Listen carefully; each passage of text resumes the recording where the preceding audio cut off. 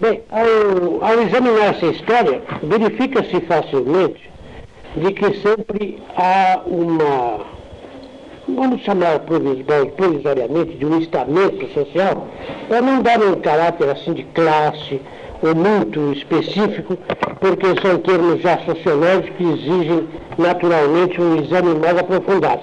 O estamento social pode se tomar assim em sentido mais genérico. Há sempre um estamento social que predomina, que dispõe, vamos dizer, do poder social e que naturalmente marca a direção da própria sociedade segundo, sobretudo, seus interesses. Essa história registra.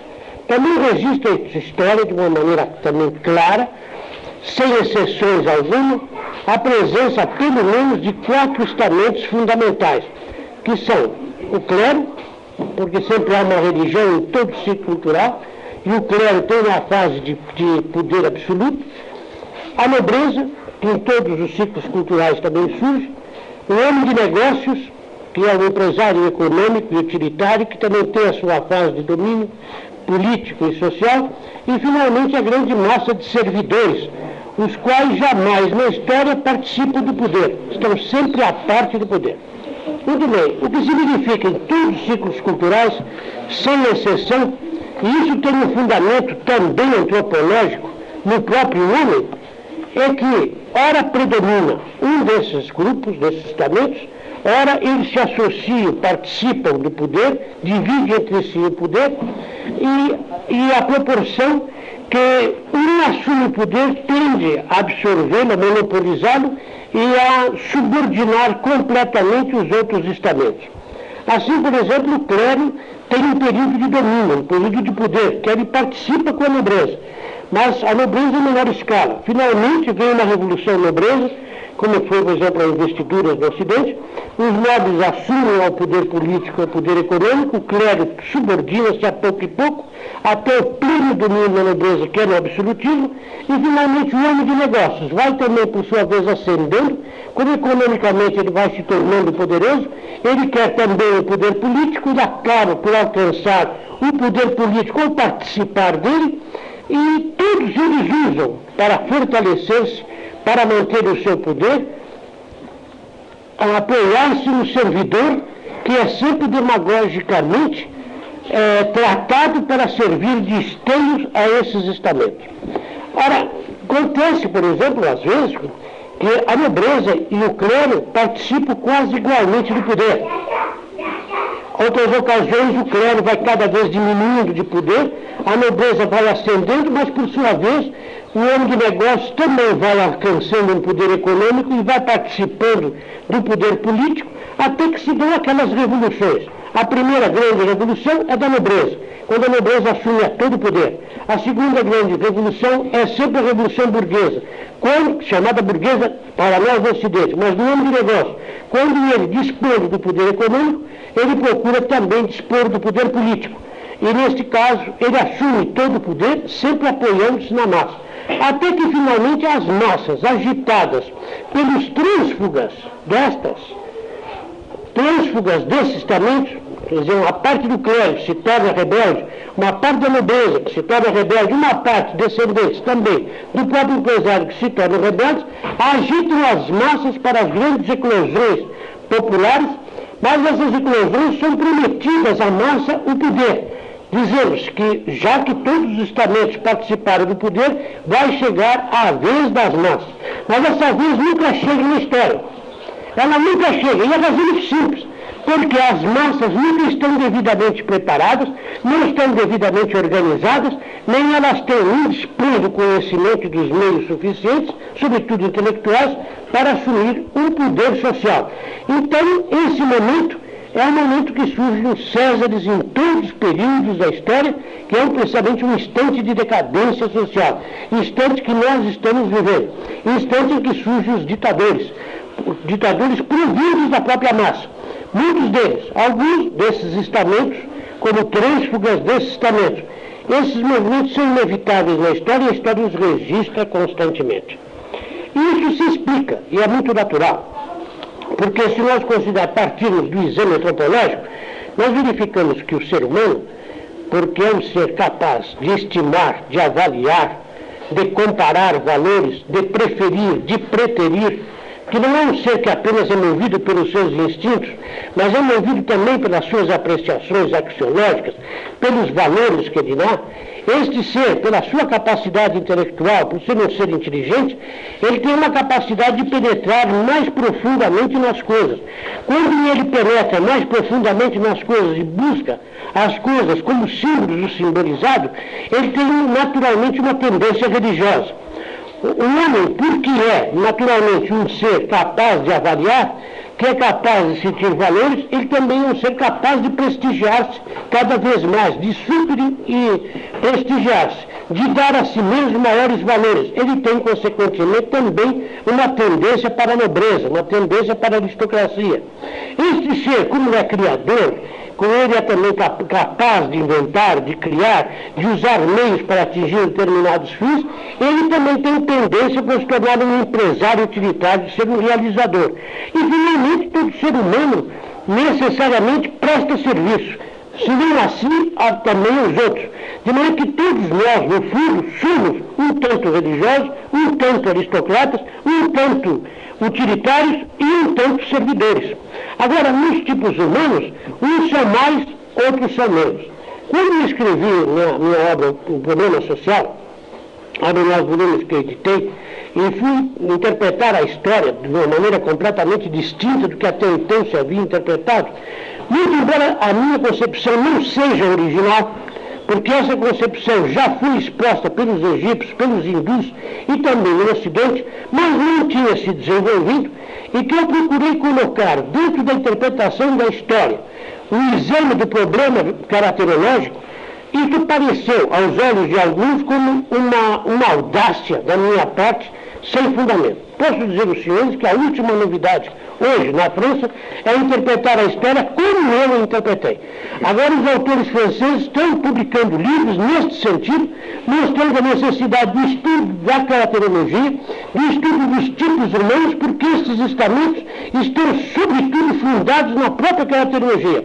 São tipos humanos que, pelas suas condições psicológicas, tornam-se opressores dos outros se lhes derem oportunidades para oprimir. Desculpe uma pergunta. Perdão? Você se refere ao movimento de René Lecesne, Gaston Berger, né? O Lecesne também teve um papel muito grande na caracterologia. Agora, eles estão mais se aproveitando precisamente daquilo que eu me aproveitei, da obra de Luiz Cormant, que foi, inegavelmente, para mim, o que melhor na caracterologia estudou os tipos humanos, que está se impondo hoje de uma maneira muito grande na França, impressionantemente. Onde ele mostra que o tipo do sacerdotal, por exemplo, porque é um sacerdote que é um utilitário, que é apenas um empresário utilitário, mas que veste batina. Né? Tem um sacerdote que pode ser um nobre, um aristocrata. Tem um sacerdote que é apenas um servidor, um homem que presta serviço. E tem, finalmente, os 4 tipos, né? E o tipo utilitário que nós falamos. Então, esses tipos são tipos frustrados dentro do seu estamento.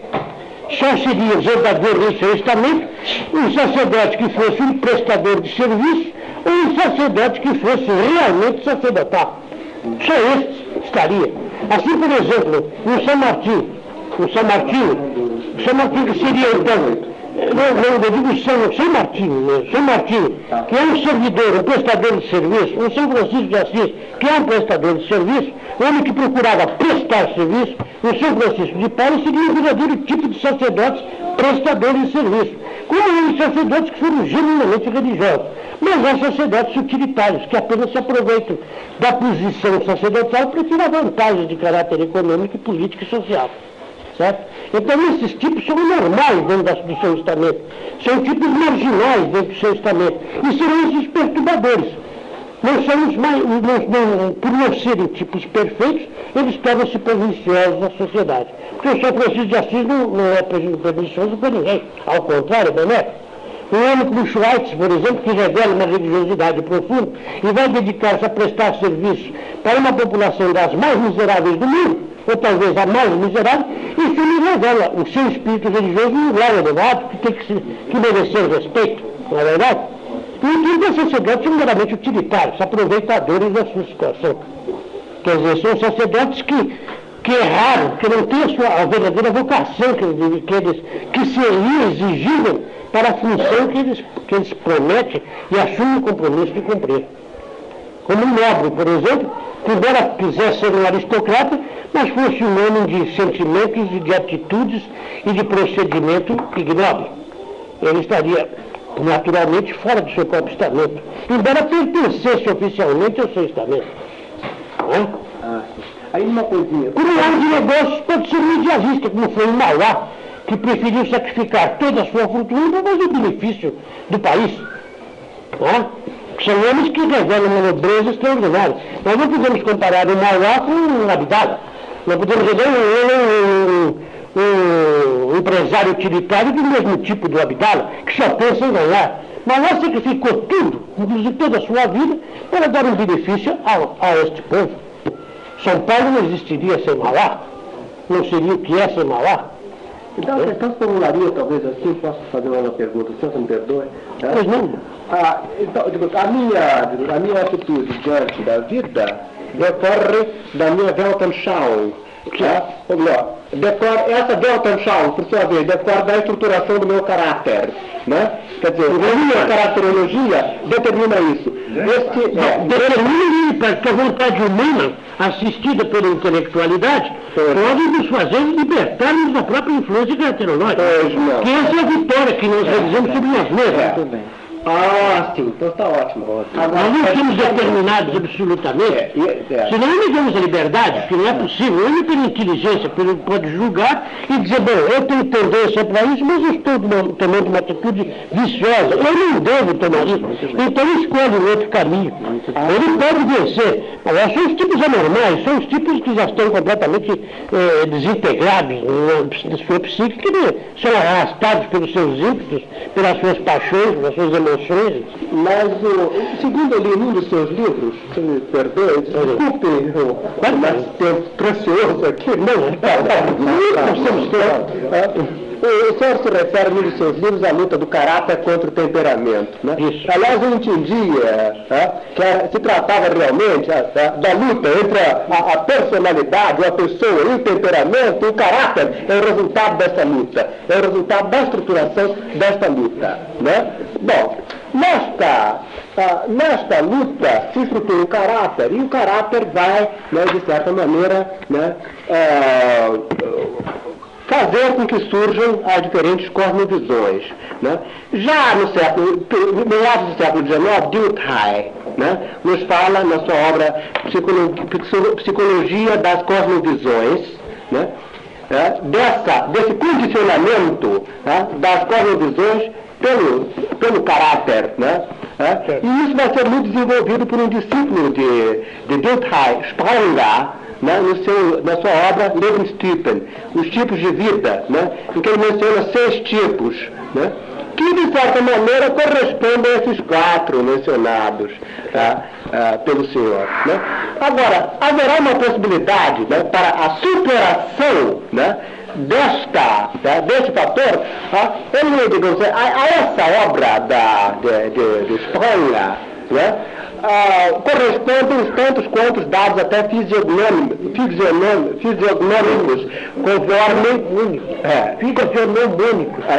conforme os especificados pelo senhor no seu tratado de integração pessoal, inclusive, né?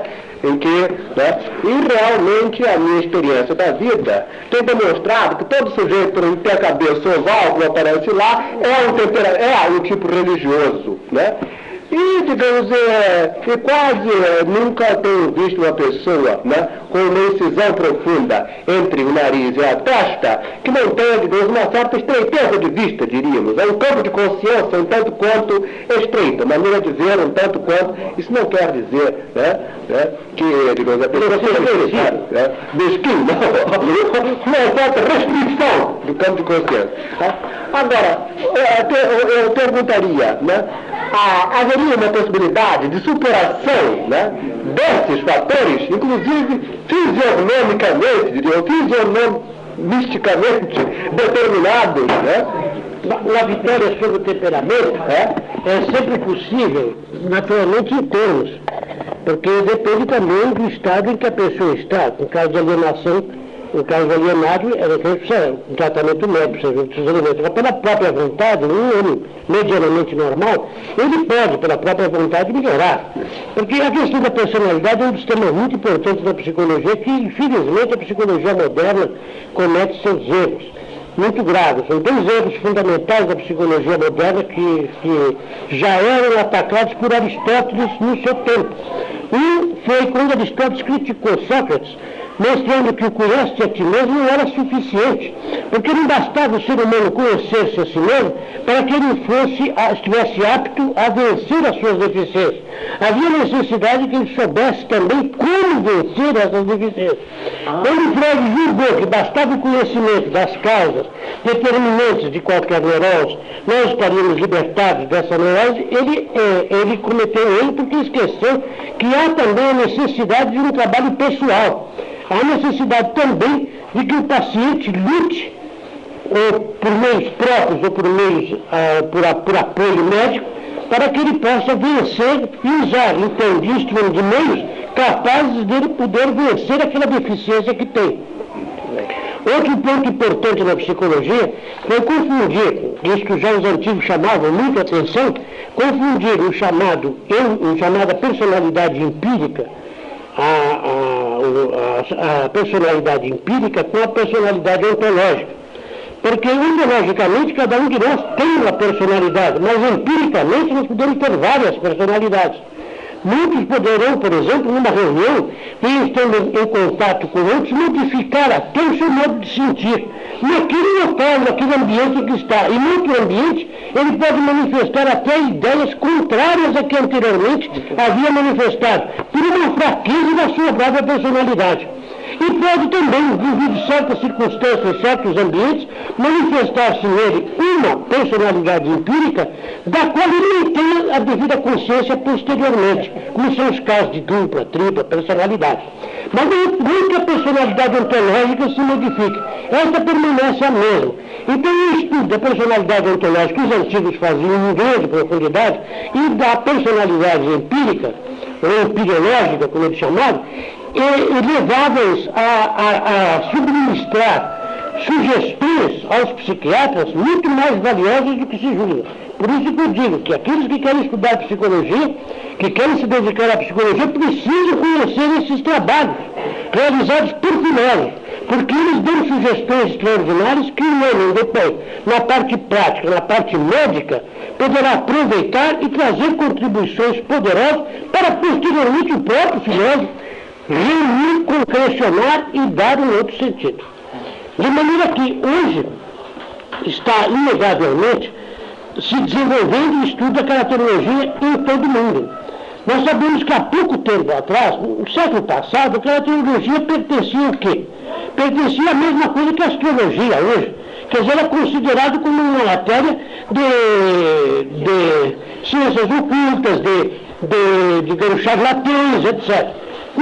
Quando começou com Fichte, aliás, o filósofo alemão, você conhece, que trabalhando na polícia, sendo funcionário da polícia alemã, e quando começou a fotografia, a fichar as fisionomias, ele começou a preocupar-se com as fisionomias, para classificá-las. E nessa classificação ele foi notando que criminosos, etc., possuíam certos traços comuns. Então isso chamou a atenção de vários estudiosos. Por que vocês não estudam isso?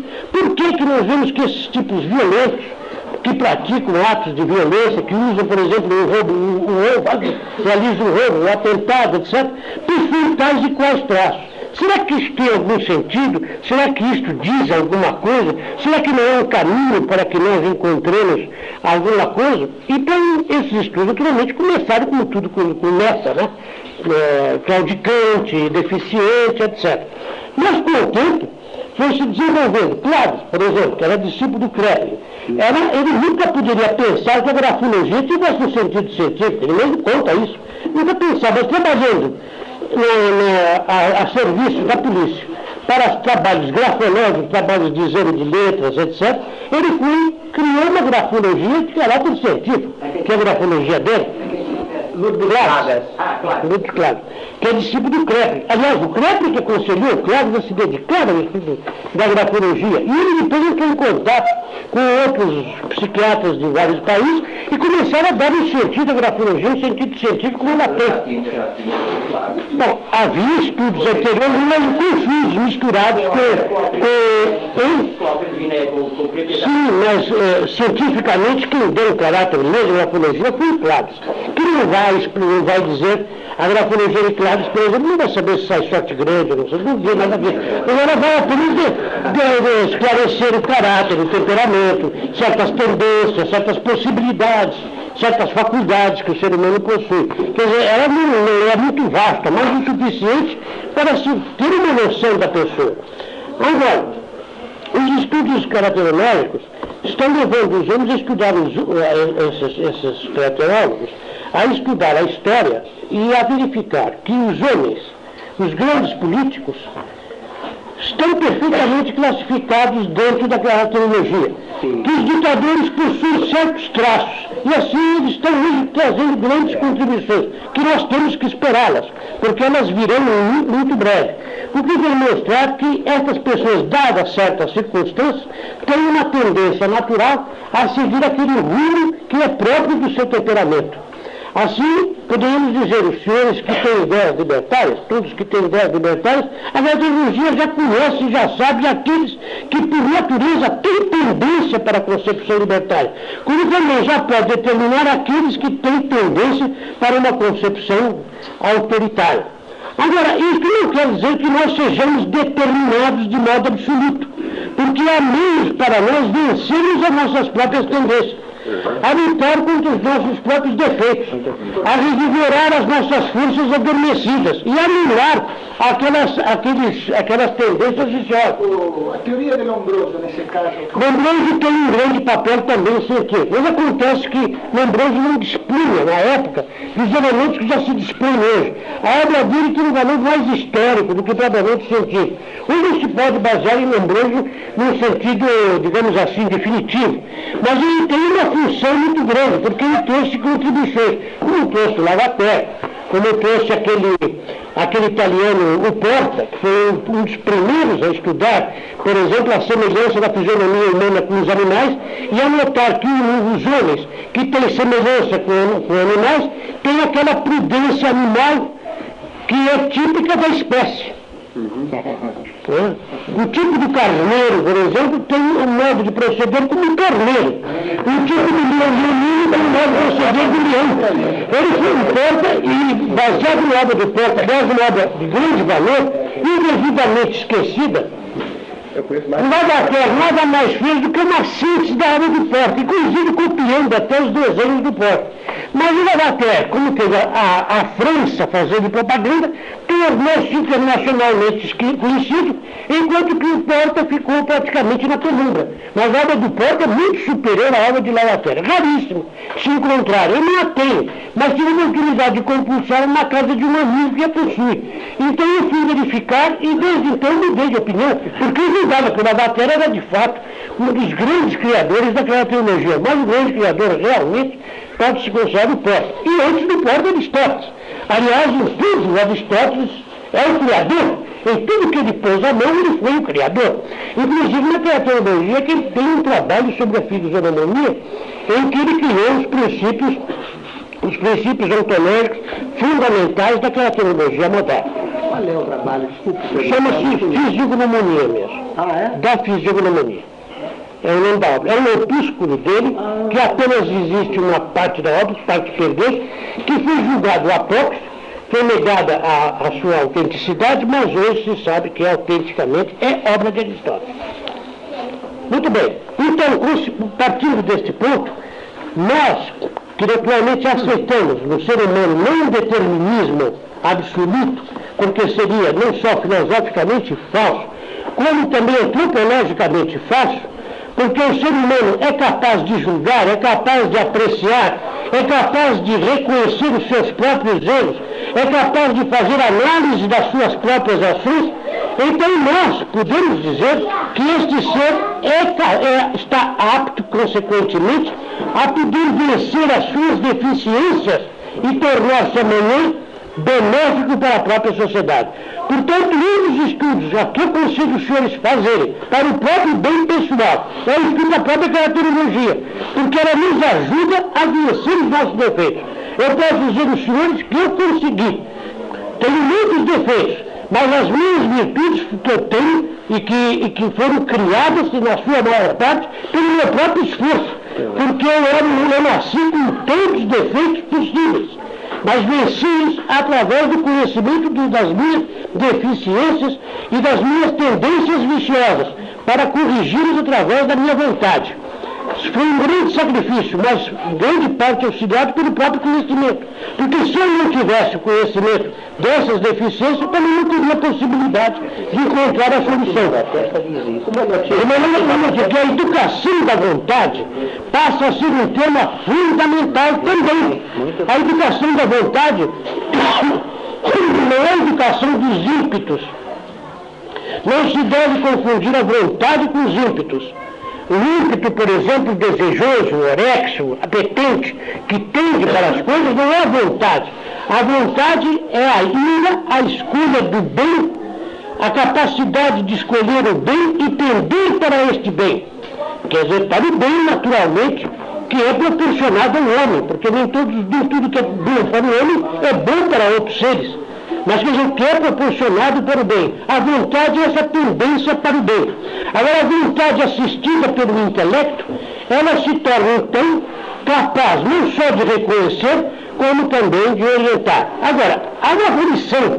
Essa volição pode ser alimentada, pode ser estimulada, e há processos para estimulá-la. A volição corresponde a esse ímpeto. Mas a vontade é sempre deliberativa, é propriamente um ato de escolha, de seleção, e de marcar um rumo que o intelecto permite descortinar e seguir. Posso fazer uma pergunta? Olha. A biotipologia é uma coisa que é perfeitamente estudada hoje em dia. E o Kretschmer estabeleceu os 3 tipos, pelo menos principais: serotônico, cerebrotônico, somatotônico. E cada tipo desse... do Sheldon, né? Essa é a terminologia do Sheldon, né? E cada tipo, mas foi o Kretschmer que partiu disso. E cada tipo com suas características próprias, naturais dele. E eu tenho a impressão, se ele, por através da vontade, tentar modificar essas características, ele cai num estado de crise neurótica muito sério. Porque já faz parte do biopsicotipo dele. Se ele tentar, pela vontade, interferir nisto, que já é uma coisa de nascença, ele estará caindo imediatamente para o campo da neurose. De sorte que a vontade, interferindo assim, não me parece uma coisa muito justa do meu ponto de vista. Eu tenho a impressão que ele tem que ter, primeiro, um conhecimento muito sério disso, para depois, então, tentar, dentro do que é possível, uma conciliação. Mas eu disse, a vontade tem que ser assistida pelo entendimento. Não é vontade exclusivamente, porque a transformação do ser humano apenas pela vontade tem criado neuroses. Não tem dúvida, o Adam também já salientou esse aspecto. O querer ser mais forte, o desejar ser poderoso, pode levar o homem a neurose como tem levado. Quer dizer, ela por si só esse ímpeto volicional não é suficiente. É necessário que ele conheça, que ele estude. Eu acredito também que há determinadas características que são quase que inatas e que nada podemos fazer para modificá-las. Bom, inclusive isso. Nós podemos estabelecer o seguinte, que essas características inatas, nós hoje não sabemos como modificá-las, mas nós não podemos afirmar que elas são imodificáveis. Quer dizer, nós temos que admitir a possibilidade da sua modificação. E a função da ciência médica é precisamente esta também, de procurar a solução para esses casos, para aqueles que são constitucionalmente deficientes, que é o que a medicina está procurando fazer. Se nós sabemos muito bem que um tipo bovino, por exemplo, tem um modo de proceder, um modo de sentir. Eu, por exemplo, sou mais sujeito à ira do que, por exemplo, o nosso amigo Liberto.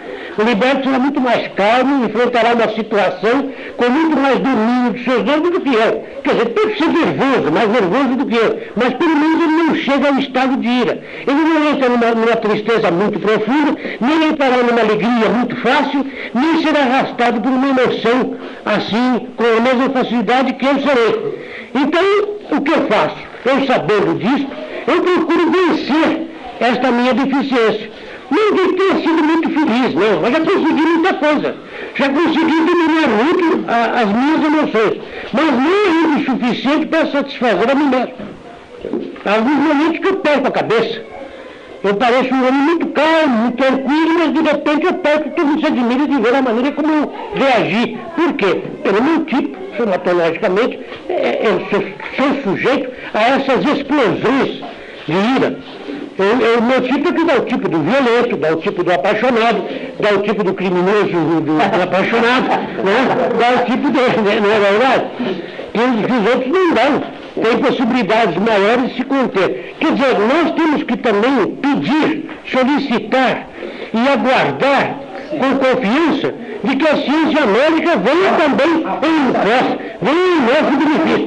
Porque a tendência, as tentativas da ciência médica não é apenas estudar os fatos psíquicos, é ter uma finalidade também que é de proporcionar ao ser humano meios para melhorar a sua situação. E isso nós temos que estimular, apoiar e pedir até o apoio dos médicos para nos auxiliar pessoalmente nesses casos.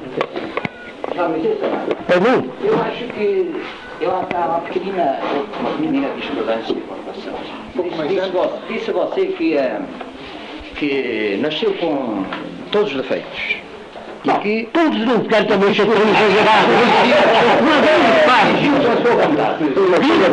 Eu acho que isso está em contradição com muitas das coisas que se disseram aqui e algumas até mesmo que você disse. E até com a própria caracterologia. Se você atribui à caracterologia, da qual Drags é realmente o maior sistematizador, embora tenha trabalhado sobre materiais legados, transmitidos por Aristóteles, nós não podemos negar que há uma predisposição em cada indivíduo consoante o seu temperamento. Eu preferia dizer que você nasceu com as melhores qualidades e que foi a vida que lhe fez surgir alguns defeitos. Potencialmente sim, mas atualmente a vida tal como está organizada, a vida com as suas injustiças que o capitalismo exacerba, que o capitalismo se não cria, pelo menos exacerba, e que numa situação melhor, numa sociedade mais organizada, mais justa, os defeitos que você, que eu, que todos nós temos, não se tinham manifestado tanto. Porque a criança é originalmente boa, o homem nasce bom, não é uma afirmação gratuita de Rousseau, é uma afirmação de nós, ou pelo menos é neutra, mas tem mais inclinações para o bem, porque é sensível à bondade, aos ideais nobres, à justiça, que é o fundamento, é a coisa comum, o caráter comum de todos os seres humanos, até mesmo do bandido, e que é a vida que o estraga. É claro que não podemos negar o papel da educação, mas por vezes atribui-se-lhe um valor muito superior ao que na realidade ela tem, sem ter em conta as particularidades com que nascemos, de acordo com o nosso temperamento, de acordo com a nossa caracterologia, de acordo com todas as coisas. E é certo que as religiões, e particularmente a católica, têm a tendência para acusar o homem de portador de um pecado original, que só pela graça pode lavar-se, pode depurar-se. Mas a realidade mostra-nos uma coisa bem diferente. Mostra-nos que é a sociedade que desperta a maldade, que o homem que é capaz de cometer um crime hediondo, também é capaz de salvar outros da prática de um crime, serem vítimas de um crime. E por isso, muitas vezes a polícia até utiliza os serviços de indivíduos que já cometeram crimes para evitar outros crimes, como se sabe. Agora, se me dá licença, eu queria fazer um pequeno reparo. Você disse no início que as massas nunca assumem o poder porque não estão intelectualmente preparadas para assumir o poder. Mas depois disse, referência à caracterologia, que os tipos humanos estão predispostos para mandar, para oprimir os outros. Parece-me que há aqui uma contradição. Porque as massas assumem o poder porque não estão intelectualmente preparadas. Depreende-se daqui que para se assumir o poder é preciso estar intelectualmente preparado e que as massas por serem inferiores não quer dizer que as massas não assumem o poder porque elas não estão devidamente preparadas. Isso fosse justo. Não, ela não assume o poder porque não está devidamente preparada, embora ela desejasse assumir o poder. Mas não quer dizer que nós consideramos isso moralmente justo. Bom, porque a realidade, a história mostra o contrário, mostra que são justamente os homens melhores e os mais inteligentes, os que não mandam, os que se afastam do poder e da política com a mão no nariz. Mas quando falamos de intelectualidade e capacidade intelectual, não quer dizer a mais alta capacidade. A capacidade intelectual proporcionada ao mando, ao domínio. É uma habilidade que alguns têm que um super inteligente não tem. Então eu não vamos reconhecer que há políticos ignorantes que têm habilidade que é ignorada para dominar. Nós temos aqui, por exemplo, no Estado de São Paulo, um homem que tem mandado na política nos últimos anos e que está muito longe de poder ser considerado um protótipo de um homem inteligente, não é? E a oposição nós vemos um Einstein, nós vemos um Oswaldo Cruz, nós vemos toda gente inteligente que não quer nada com o poder, com o gênio da humanidade que o poder. Portanto, o que está mais certo é dizer que realmente da política. Portanto, o que está mais certo. Participaram da política, participaram acidentalmente, que é o caso do Barbosa, que não conseguiu vencer na política e depois afastou-se dela, desiludido. Portanto, acho preferível nós afirmarmos que realmente os tipos humanos, há tipos humanos que são predispostos para mandar, ou pelo seu próprio biotipo, ou pelos ressentimentos de que são vítimas, não é? Pelos complexos de inferioridade, sobre tudo isso, que os tornam ressentidos e procuram vingar-se do mal. Procuram uma compensação para transferir para os outros a pancada que já receberam, em pequenos. Então transferem depois a pior empregada, a pior patroa é a pior empregada. Queres conhecer o vilão, mete a vara na mão. Vamos aqui um rapaz, no fundo estamos lá. Eu quero salientar aqui uns aspectos para evitar que eles criem certa confusão. As possibilidades, por exemplo, mas está certo, eu também gosto que haja essa participação, porque assim todos têm oportunidade também, né, de se manifestar. Mas também vamos concordar. Eu quero dizer o seguinte, que a questão da educação da vontade é um dos pontos muito importantes que os psicólogos, no caso, por exemplo, aqui do Ideal, chamou a atenção, e com certa propriedade, naturalmente eu concordo com ele, em relação aos conhecimentos da psicologia. Mas há certos estudos que são desconhecidos dos psicólogos, de pessoas que se dedicaram a examinar as possibilidades da vontade de intervir na transformação do próprio temperamento, de influir no temperamento. Isso desde que a pessoa esteja equilibrada.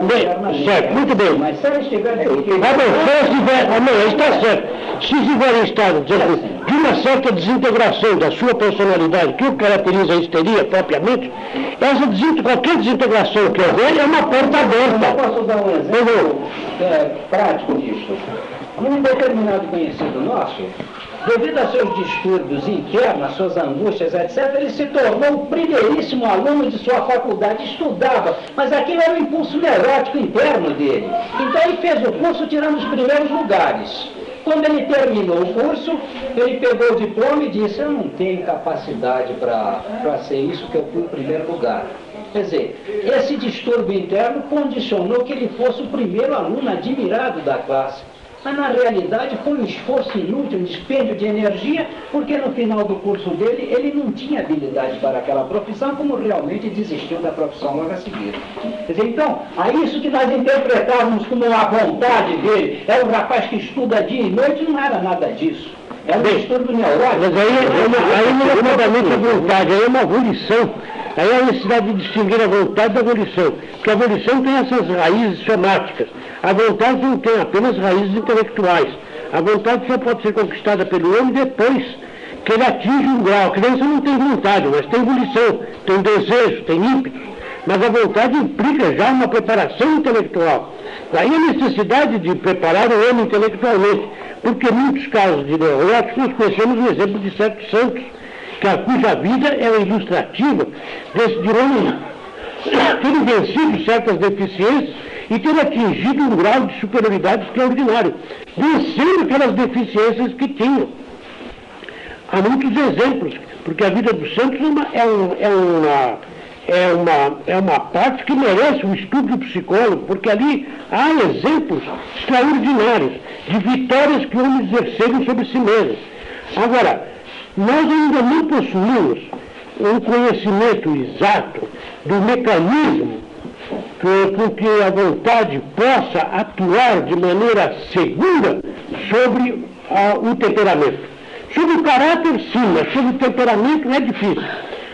Os grandes estudos feitos, sobretudo pelos jesuítas, porque os jesuítas sabem que a orientação de Loyola é precisamente o desenvolvimento da vontade. Toda a prática cética dos jesuítas é nesse sentido. Eles que atingiram mais elevadas análises, as mais elevadas análises nesse ponto, também não conseguiram vencer. Eles têm exemplos de muitos deles derrotados ante as tentativas de vitória. Mas, como nós não somos, naturalmente, não estamos aqui para debater esse assunto, estamos apenas para estudá-lo sobre linhas gerais, o que pode ficar para nós estabelecido, creio que é suficiente, é sabermos que um ser humano tem meios